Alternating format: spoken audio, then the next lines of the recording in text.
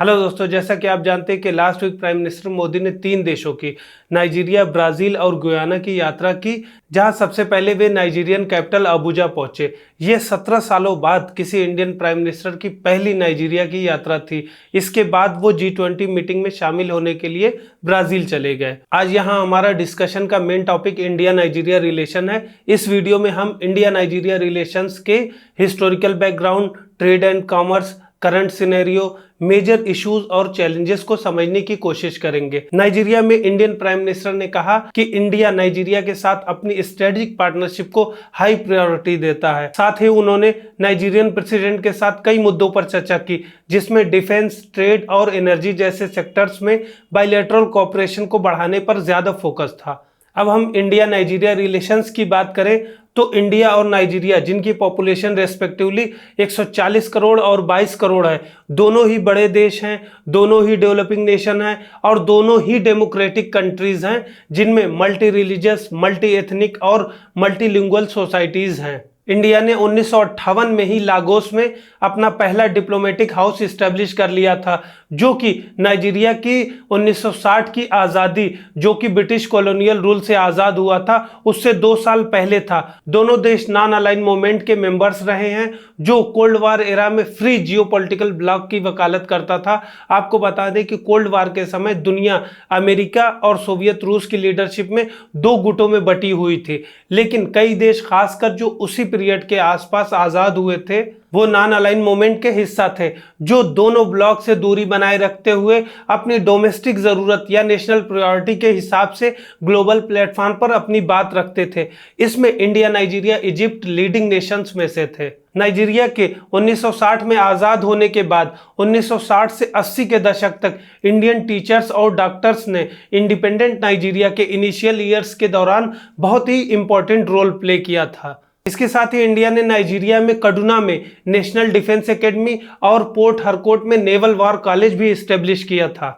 दोनों देशों ने 2007 में ही अपने बायलैटरल रिलेशनशिप को और ज्यादा मजबूत करते हुए इसे स्ट्रेटेजिक पार्टनरशिप तक पहुंचाया था। दोनों देश के बीच बायलैटरल ट्रेड एनुअली यानी सालाना 24 बिलियन अमेरिकी डॉलर से ज्यादा है, जिससे नाइजीरिया अफ्रीका में भारत का सबसे बड़ा ट्रेडिंग पार्टनर बन गया है। साथ ही 200 से ज्यादा इंडियन कंपनीज ने नाइजीरिया के मैन्युफैक्चरिंग सेक्टर में लगभग 27 अरब डॉलर इन्वेस्ट किया है। साथ ही इंडिया नाइजीरिया के लिए कैपेसिटी बिल्डिंग मेकर्स के रूप में 2 फ्रंट पर डेवलपमेंट पार्टनर के रूप में उभरा है, जो कि पहला कंसेशनल लोन के जरिए, जो कि $100 मिलियन तक है, उसके थ्रू डेवलपमेंटल असिस्टेंट प्रोवाइड किया गया है, और साथ ही कैपेसिटी बिल्डिंग ट्रेनिंग प्रोग्राम चलाकर वहां के ह्यूमन रिसोर्स को ऑप्टिमाइज भी कर रहा है। नाइजीरिया से इंडिया के इंपोर्ट में सबसे ज्यादा हिस्सा क्रूड ऑयल का है, जो नाइजीरिया से इंडिया के इंपोर्ट का 70% से ज्यादा है। इंडिया नाइजीरियन ऑयल के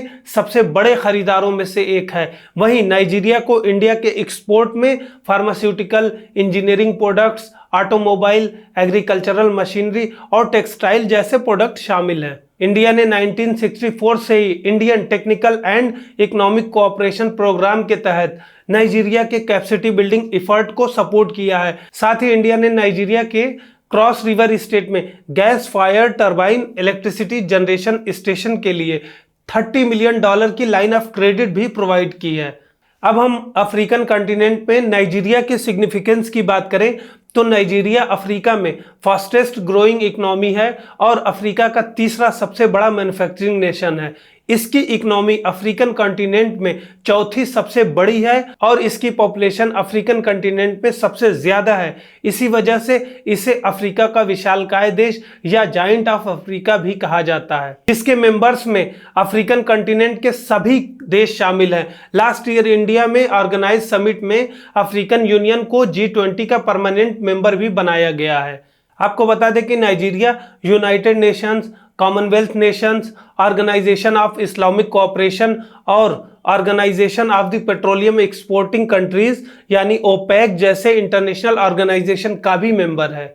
अब हम इंडिया नाइजीरिया रिलेशंस में इश्यूज और चैलेंजेस की बात करें तो इंडिया के पास नाइजीरिया में सिग्निफिकेंट अपस्ट्रीम एसेट्स की कमी है, जबकि चीन के पास सब्सटेंशियल प्रोडक्शन राइट्स है, क्योंकि इंडिया नाइजीरिया के एनर्जी सेक्टर में स्ट्रेटजिक इन्वेस्टर के बजाय सिर्फ एक बायर बना हुआ है। अगले मेजर इश्यूज की बात करें तो वो बायलैटरल ट्रेड में हालिया गिरावट है। नाइजीरिया से खरीदे गए क्रूड ऑयल की क्वांटिटी में कमी की वजह से नाइजीरिया और इंडिया के बीच बायलैटरल ट्रेड 2021-22 में जो 14.95 बिलियन अमेरिकी डॉलर था, वही अगले साल 2022-23 में घटकर 11.8 बिलियन अमेरिकी डॉलर रह गया है, जो कि बायलैटरल ट्रेड में बड़ी गिरावट है। साथ ही हेड ऑफ स्टेट लेवल पर लिमिटेड इंटरेक्शन, क्योंकि अभी हमने पहले ही बात की कि 17 साल बाद किसी प्राइम मिनिस्टर की वहां पर विजिट हुई थी। सेकंड, ज्वाइंट कमीशन की रेगुलर मीटिंग की कमी, जिससे डिफेंस और इकोनॉमिक कोऑपरेशन जैसे एरियाज में स्ट्रेटजिक डायलॉग का फ्रूटफुल रिजल्ट नहीं आ पाता है। साथ ही नाइजीरिया में एक की पार्टनर के रूप में इंडिया की पोजीशन के लिए सिग्निफिकेंट चैलेंजेस में से एक belt and road initiative project के थ्रू नाइजीरिया में बढ़ती चाइनीज प्रेजेंस भी है, क्योंकि चाइना ने नाइजीरिया में बड़े लेवल पर इन्वेस्टमेंट कर रखा है। साथ ही कॉम्प्रहेंसिव इकोनॉमिक पार्टनरशिप एग्रीमेंट की कमी ने ट्रेड डाइवर्सिफिकेशन और इंडस्ट्रियल कोलैबोरेशन की पॉसिबिलिटी को लिमिट कर दिया है।